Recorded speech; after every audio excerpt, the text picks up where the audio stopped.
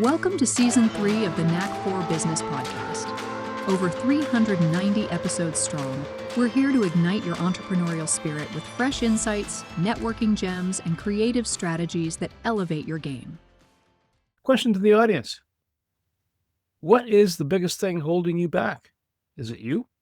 That's exactly what Alexander will talk about and how to break through your self-imposed limits, reconnect with your true power, and create bold, ease-filled success in business and life. If you're tired of hustling and ready to lead with clarity, energy, and heart, this podcast is for you. And our guest today is Alexander Lossew, a transformational coach, facilitator, and mentor who helps leaders and top performers break through limitations and reconnect with their inner greatness. With over 15 years in fast-paced global business and more than 1,000 coaching hours across 30 countries, Alexander now dedicates his life to helping clients create bold impact with ease and heart. He brings deep listening, radical honesty, and powerful support to every conversation, turning what feels impossible into something laughably doable. Whether you're an executive, founder, or changemaker, Alexander partners only with those ready to grow, transform, and lead with love. His mission is simple but profound. Bring care and humanity back into business so your ceiling becomes your next floor. Alexander, welcome. It's an absolute pleasure to have you here today, sir. To be here. Give your favorite What was saying, be awesome, be you. I'm quoting myself, but why not? So what does it mean to thrive in business today? And I'm assuming thriving is just not making a euro or a dollar, but it's more. That's what usually people understand. Having success is making as much fun as you can and things connected to that. And I think, and sacrifice certain things in life, like health, relationship with significant others, and so on, and things that people actually enjoy in life. So that makes life worth living. But what's the point of sacrificing them? Because we can have both. You can actually have both. You don't have to choose. So that's thriving for me, first and foremost, is to actually have a way of living, a way of being, the quality of presence that allows you to be your best self, that allows you to inspire others around you, that helps you see the greatness in yourself and the greatness in others, that creates this environment where people actually thrive, where they shine, where they do the best work of their life and have fun while doing it. It's really possible. I absolutely love the whole fun thing. That's one of my brands. You say that you train the impossible to become laughingly doable. What's the mindset that has to happen to shift into that place? There are so many ways I could answer this one. It's a brilliant question, Wayne. One way is that what do you see as impossible? This is your thinking. Am I believing my thinking? Because somebody maybe told you it's impossible, right? But you can come up with creative ways of actually making it possible. You could change that thought. That's just one way of seeing this. But also, when I'm in fear, worrying, projecting something from my past into the future and trying to avoid that in survival mode, I would see certain things as less possible, opposed to when I'm in high spirit, maybe in the flow mode, right? It's always ways of being, internal states. And when I'm in high spirit, I have access to the peak creativity, peak productivity, fun, relationships, and financial prosperity, including success. When you fall in love, you feel like you could move mountains. This is a very particular internal state. You really believe you could move mountains. You see certain things as possible in this state, and you actually take action on it, which allows you to create that stuff. So if there's a secret to give, this is way more in your control than you think, because we often think this stuff is depending on the weather, what's going on, if I had a fight with my partner or other things, if I had great sleep. So I need, that's what people think, usually, I need something from in the outer world to feel great on the inside. And this is actually can be reversed because I can create where I am moment to moment. I can choose. Yes, it takes practice. It is work. It is real work. And it is extremely valuable because it makes certain things suddenly possible and laughably doable. And people can't believe how it used to be in the past. It's always too good to share. You talk about feeling trapped on a treadmill as a CEO. One thing that I find is when those things are running, certainly at a certain speed, just trying to get off without ending up in the wall is a challenge all on its own. How do you keep momentum when you're trying to get off a treadwheel? From my experience, people usually think, oh, I have to go harder, faster, or more. So more of the same. If you do more of the same, you expect different results. The quote people attribute to Einstein, the definition of what? Do you remember, guys? Insanity, I think. Yes. So it's probably not about keeping momentum. It is about actually realizing what's going on. Actually taking the foot off the gas pedal, slowing down a little bit to realize what's going on. It doesn't mean you just stop and meditate from mornings to evenings. That could be useful for some people, I'm sure, but it's not what most of our listeners want to do. Just slow down a tiny little bit to notice what's going on. And then you can execute your superpower of choice. Taking a decision, acting on this decision without overthinking or trying out things and see what happens. Because if you go faster, harder, it's not gonna do any good to you, to people you work with, to your team, to your clients. It's a road to nowhere. People burn out, people don't experience life is worth living. They settle, and it's sad because there's so much possible out there. There's so much goodness in life.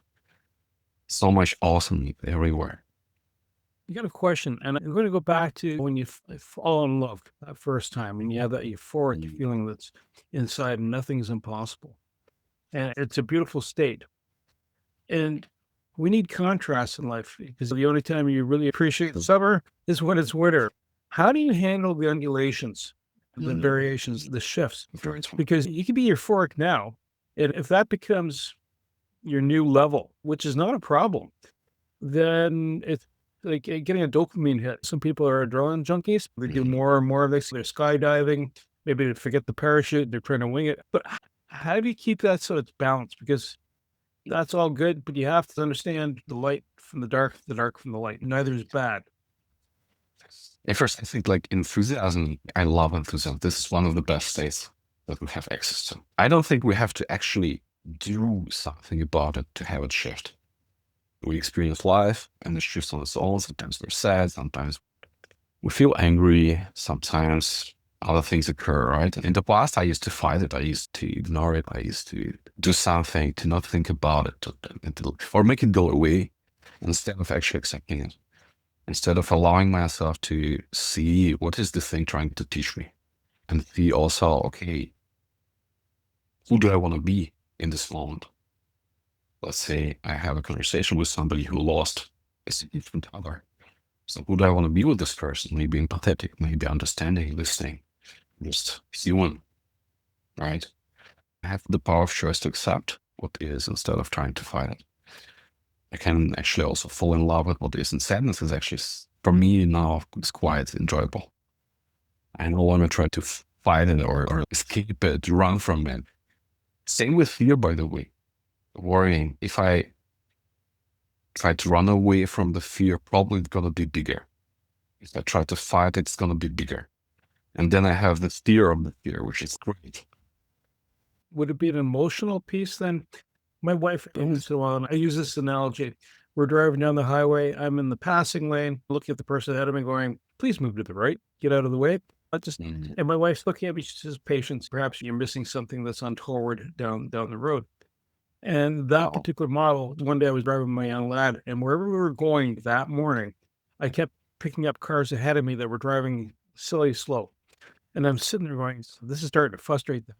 I looked at my young lad and I said, you know what? Let's not continue on the path. Maybe we should just divert, do something else, and then go home because I'm not in harmony or in the sequence of what's going on. Perhaps I'm fighting an uphill battle instead of getting wound up and upset. But is it a perception then when you're running into what you consider either an obstacle or frustration? And like you said, what are you learning from it? How you want to deal with it and who you are with this.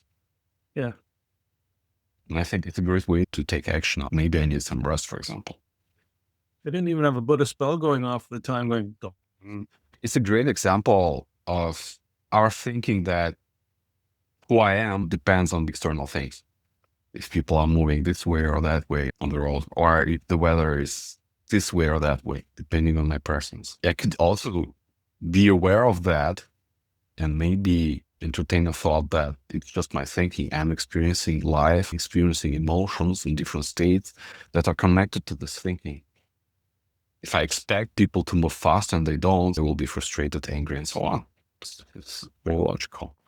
The moment I'm aware, the moment I'm not moving too fast, also with my thinking, you take a moment to notice, I can do awesome stuff with this.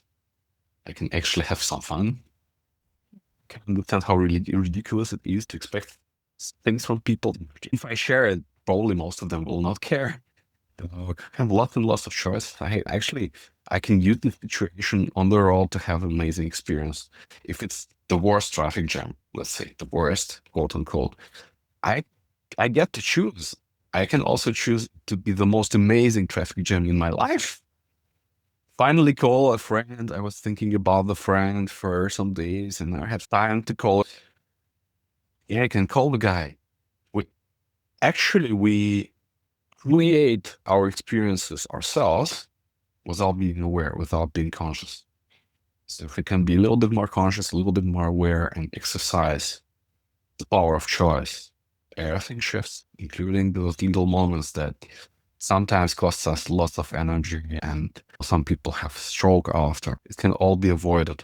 Negative experiences also teach us a lot, invite us to learn and grow. As a life coach, I find that people who are looking into coaching, the newbies, they'll suffer from more syndrome or bigger syndrome. They want a bigger boat, a bigger car, a bigger house, and they're trapped. It's all transactional. How do you get them going from doing more to being more?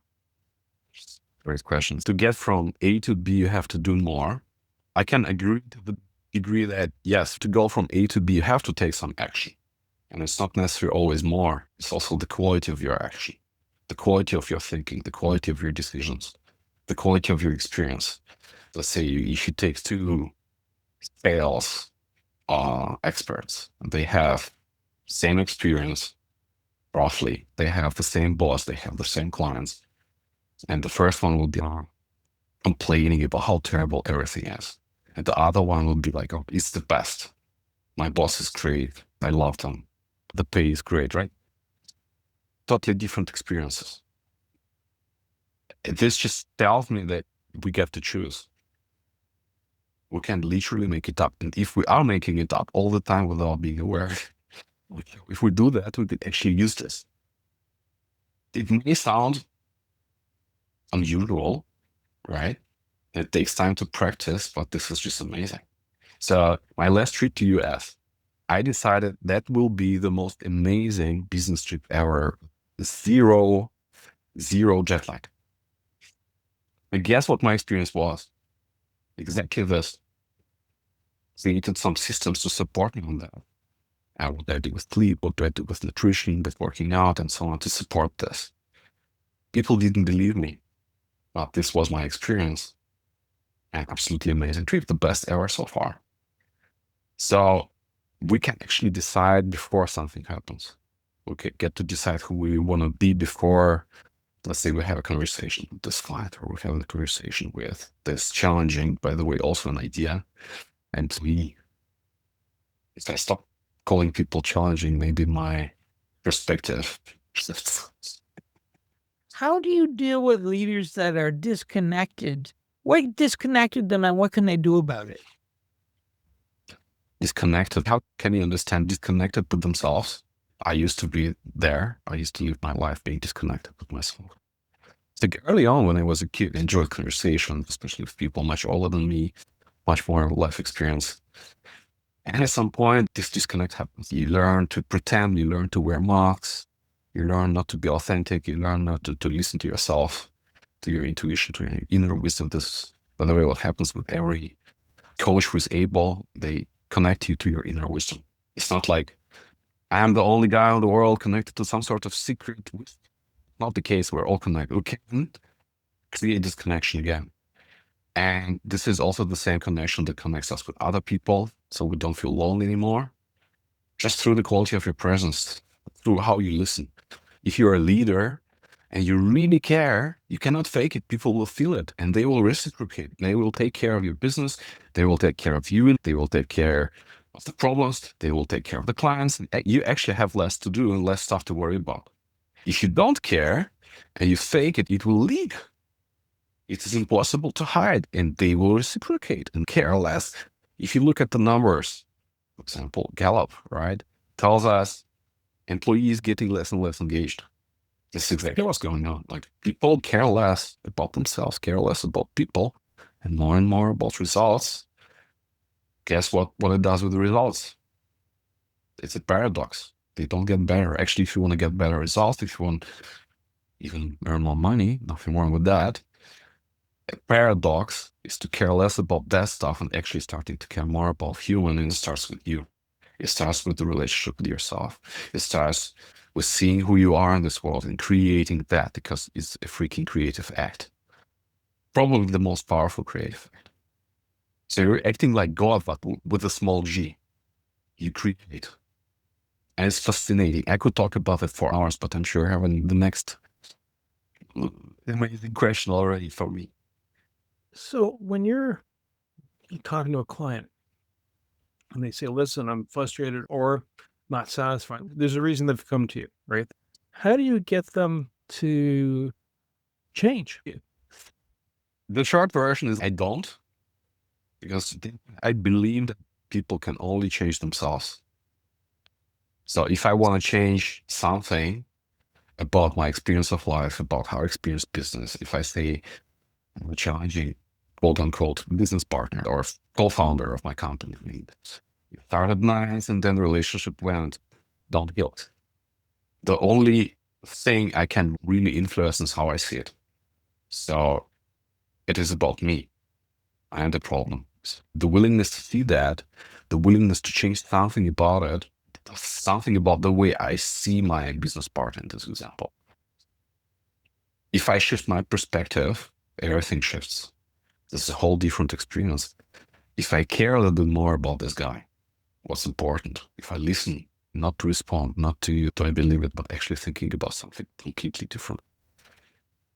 People feel it. People want to be heard. People want to be accepted. They want to be actually loved, cared, and appreciated, accepted, acknowledged. Like, this is this deep longing in every one of us. And I think great leaders get it, not only on the intellectual level, they get it in their heart. And there's a way to learn this. So I only work with people who are ready, really want to change something, and it's not my job to make them change. I can help them create certain insights, like huge penny drop moments that are life-changing, that like you have your life before and after. I help create conditions where it can happen, but I cannot force it.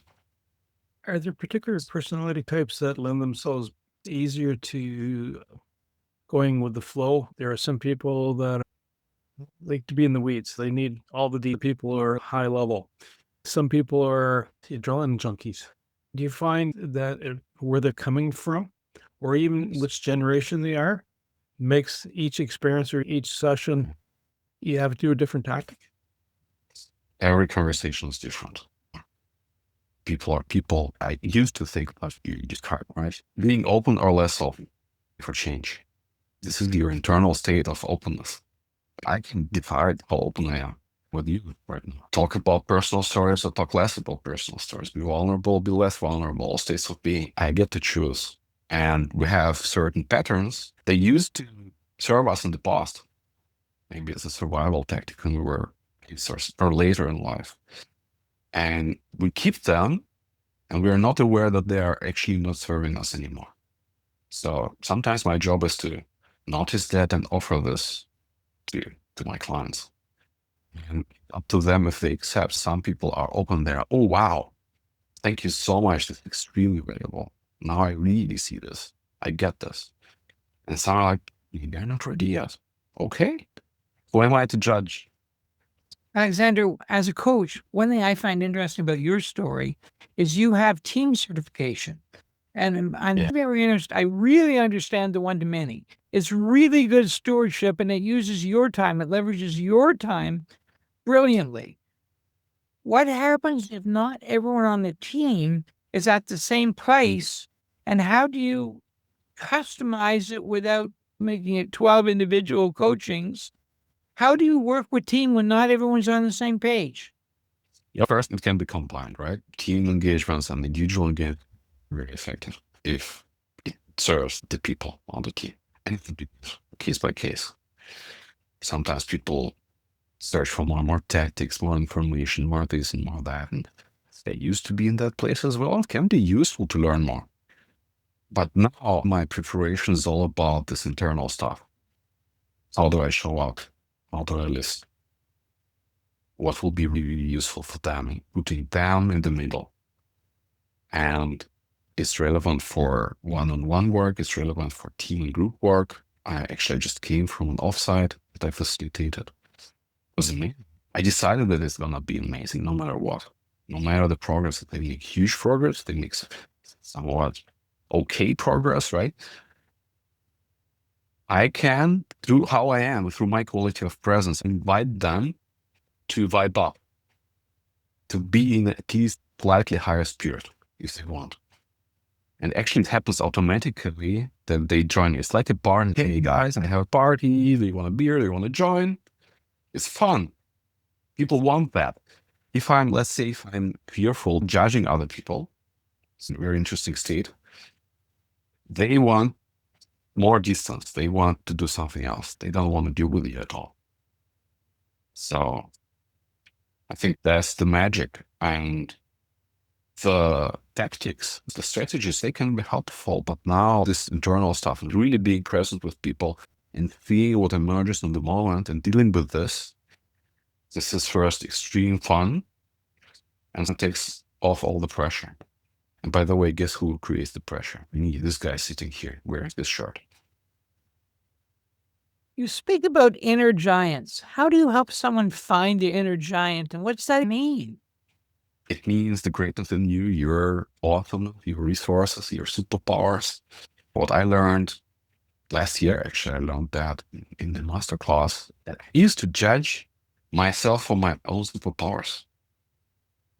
So things I used to think I'm not good at, I was actually excellent at. We are conditioned to see the lack, what went wrong, what is going wrong right now, what could be better, where we suck, so to speak. And this is a very limiting way to see things, to experience life, and to create a life. So instead, we can also choose to put our attention and focus on the resourcefulness, the greatness, the superpowers everybody has them. If I'm willing to see, I will see them. If I'm willing to look for them, I will certainly find them. The more I see, the more I see. The more I look, the more will I find. The more amazing stuff will be unlocked. If you compare it to a video game, it's like you unlock level by level. Or people who like to cook onion, layer by layer. You go deeper. It's fascinating stuff, guys. Really fascinating stuff. How do you get a whole group of people if you're doing a business? So all of a sudden one day you have that epiphany.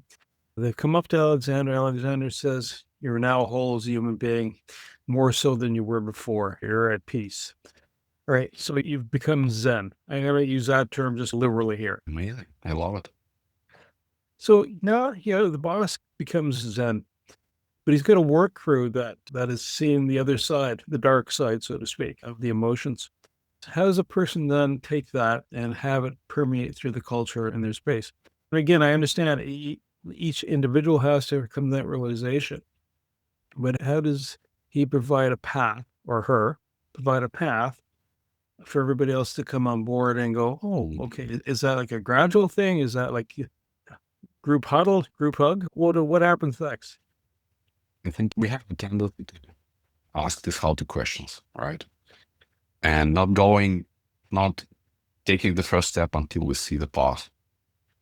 I used to be there as well, but I can also choose to trust that the path will reveal itself, that the things I can do will be clear step by step. It can be a process. I don't have to know the steps. It's enough, and I trust that the person in front of me, for example, a leader, a CEO, or somebody else, is able to discover them, able to test them. And if it's, let's say, okay, this is not the best path, I can decide to course correct. If I bring the stuff that's required to the table with who I am, my awareness, my willingness to slow down, to notice, to be aware, to create consciously, create from the inside out, lead powerfully from the inside out, the path will reveal itself. It will be no longer a question, right? Let's say a company wants to go from 100 million to billion evaluation or revenue. How do I do that? For me, it's never the question about the how. The question is, who do you need to be? Who do you want to be? If somebody says, I need to be more like this politician that I really like, or this guy or this gal. Okay, be that. Maybe not completely 100%, like wearing a mask, but what is your version of this that's authentic and true to you? What does it mean? Maybe being more courageous, maybe taking action, being more decisive, all states of being, by the way. All choices, series of choices. I see life as a constant series of choices that we are mostly not aware of. And we take not always from the place of love, from the place of trust, seeing the opportunities, but from a place of maybe fear, seeing the limitations, creating limitations without being aware, self-sabotaging, sabotaging others through this. And we get to choose. Nobody can tell me how to feel about this podcast that we're doing right now. I'm really enjoying, by the way. And guess what? I decided this beforehand. I just decided it's going to be awesome. And guess what my experience is? It is awesome. Thank you. You're incredible. Thank you. Yes, we are. I love that. Usually people object. That's, by the way, what happens, right? Usually people try to object. If there is one thing that people could take away, I would like to invite the listeners to stop objecting when they hear nice things. Take that in, because this actually creates more of this power, internal power that helps you create awesome stuff in the world. I love it that you did not deflect or did not, come on. Wayne's blushing already. He's blushing and being very demure. Yeah, really. Beautiful. That's beautiful. Alexander, one thing, I've been at this journey quite a while. And 30 years ago, when you were offering leadership to companies, you plugged in a VCR tape. Kids ask your grandparents what that is. And then you gave them a workbook and got them to an aha moment. 4 days later, good things happened. And then 2 weeks later, nothing happened. How do you continue to engage?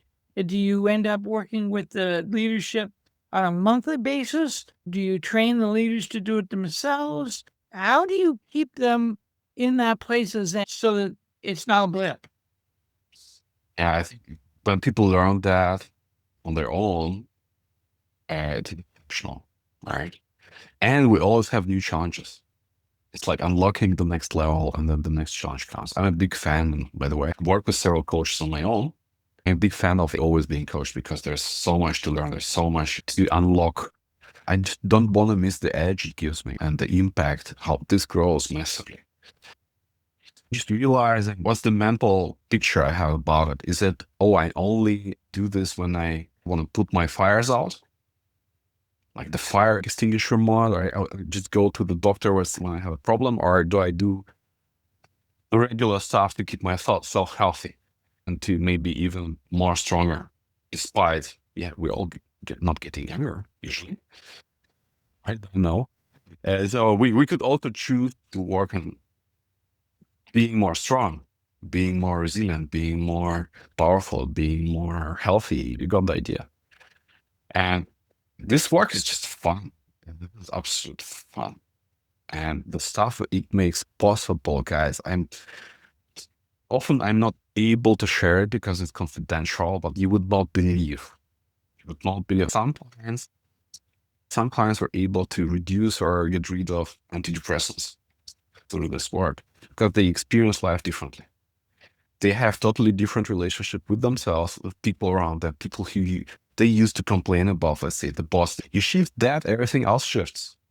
You shift your relationship with your body, how you talk about your body, how you think about your body, how you create your body with language, your body shifts. I was able to lose over 20 pounds in less than 2 months with this stuff. I use this stuff, talk about and do work on my own first, and only then with my clients. I'm the complete product of what we talk about. It almost sounds like the wonderment of a small child. When you haven't seen anything before, if you've never seen an elephant or a zebra or even a cat for the first time, well, what's that? That's interesting. Assuming you're not feeling stressed because it's got teeth on it or it's bigger than you. But is that the inner child, that part of us when we were small, where we're bedazzled or in wonderment of things around us and just appreciating that moment? Almost smelling the coffee. Would that be More weird? present, right? Enjoying it and allowing the natural peace to take care of everything. If we talk about children until 3 or 4 years old, they don't have that conditioning yet. They don't have this earning money is hard, or to be successful, you have to sacrifice your private life, friendships, hobbies, marriage, health, and so on to really crush it. Or you have to be hard with people. You have to be an a-hole to be a good leader. So they respect you, and if they fear you, they respect nonsense. Nonsense, because I can also be courageous. I can decide to not effing care what my boss is telling me. If I learn, okay, this guy is only yelling, I can learn ways to deal with that, so I don't care. Fear is not the ultimate way to lead, right? I think love is. Humanity and care. Forgiveness, which is all facets of love. Being more loving actually unlocks so many things. When I talk about this high spirit, this is the stuff I talk about. And that's the consequence of people work with me, they suddenly start to be more loving. And now it is a requirement. If you don't want that, I will probably refer to someone else. I'm happy to do that. I'm not for everyone. I hope I answered your question, at least to some extent. A lot of our listeners there's a personality type called the driver, and they're very bright, very hard charging. Some of them think they know everything, which is incredibly dangerous. If you want to get to the next level, if you want to learn what you don't know, what is a question or two that you should be asking yourself so that you can even seek a coach? I used to be that guy. This drive can eat you alive, can push you, can burn you out, so to speak, if you allow. It can create massive chaos. It can create a lot of damage to yourself and to others, speaking from experience. So being aware of that and not believing or believing less than what I think, challenging this, is it really true? You can Google Byron Katie, you can search for other things and test it, that you not have to pay huge chunks of money, paid with blood, right? And with sweat and tears. You can test it. Grab a piece of paper, slow down for 30 minutes. If you cannot do 30, do 10. And just reflect about the day. How was I awesome? What can I learn from this? How do I want to use this learning so I actually grow as a human being, professionally, personally, and otherwise? Like just 3 questions, and here you go. Allowing yourself some space to do that. It's like, when do you give yourself the luxury of time? Because that's the most valuable resource we have, I think. And being mindful about it, and not, like when I see calendars of my clients, I see calls back to back, sometimes in parallel, and they stress themselves out because, like, where do I go? What do I miss out? It's a constant fear of missing out. And why are you doing this to yourself? And do you want to change something? And if yes, what do you want to change? And are you willing to do the work that sometimes is maybe uncomfortable, unusual, to go from A to B? And it's personal choice, but I highly invite everybody who listens to please take time and a pen and a piece of paper to reflect, and also to act then on it. Not to reflect, write down and forget about it, but also to take action, because this is where value also gets created. And if you have a friend who can just shut up and listen, most of our friends give us advice. If I can request my friend to just listen and be there for me, I will probably get a lot more value from the conversation. This can be one of the best formats for teams or groups and executives. I give them half a day, 2 days with a pen and legal pad and no distractions. This can be the most amazing way, yes, with some guidance, to create stuff. This is not about more information. This is not about techniques, strategies. Who you are is much more important than what you do, because what you do is the direct consequence of who you are. Is there a geography you tend to find yourself in most, or online? How do we get a hold of you? Where do you like to work? Some people fly over and meet me. But some people, sometimes I visit. Tend not to travel too much because I really value my time with my family. It's sacred to me. I hope leaders can hear that. You can choose this time to be sacred, non-negotiable, because it will nurture what you do and create in your business and everywhere. Nowadays, it's possible to have a conversation over phone or Zoom with people from all over the world, which is exceptional. And the fun thing, the deeper you go, the more kind of the same topics. So this is really, there's something about human nature, absolutely fascinating and very uniting. So people can Google me, people can find me on LinkedIn. I'm sure you will put some links into the notes. If you have some questions, feel free to ask me. And the invitation is just to take time and reflect if you want to continue going the way you're going, or if you want to change something. And if you want to change something, maybe get support. There's a big misunderstanding about being self-made. Nobody really successful is self-made. They all had teachers, mentors, coaches, partners, and so on. So that's my humble invitation. I want to say thank you to Alexander, my co-host Wayne, and you, the Knack for Business listeners, because you know what? This has been a really great session. And Alexander helps leaders and high performers break through the invisible barriers that we all create around ourselves. So the idea is that you thrive, lead with authenticity, and create success with ease. And being at ease means less pressure on your body and less needs for meds, which is a really important thing. To reach the podcast hosts, email them at info@creativeinsight.com or by the website creativeinsight.com, spelled ATIVNSIGHT.com. To reach Wayne at his email, wayne@motivateyou.ca, that is MOTIVE, the numeral 8 and the letter U.ca, or his website, motivateyou.ca. If you would like to be a guest on this podcast and share your knowledge, let us know.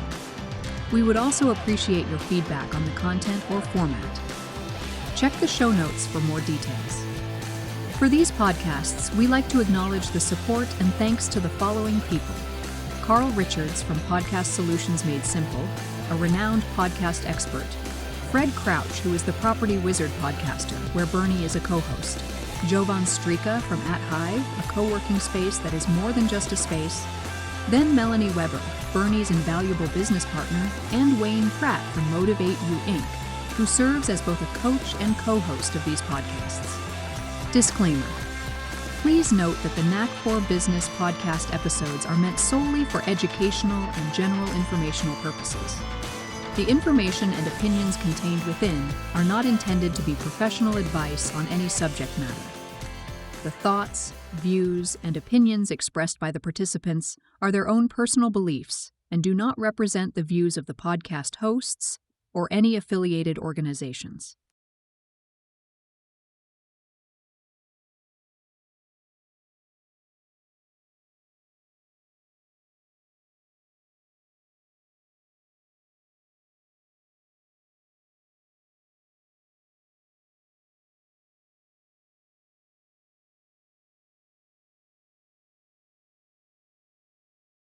It is highly recommended that individuals seek guidance from their own personal advisors in fields such as accounting, law, or other pertinent areas prior to undertaking any actions or making decisions that may impact their financial, legal, or other aspects of life.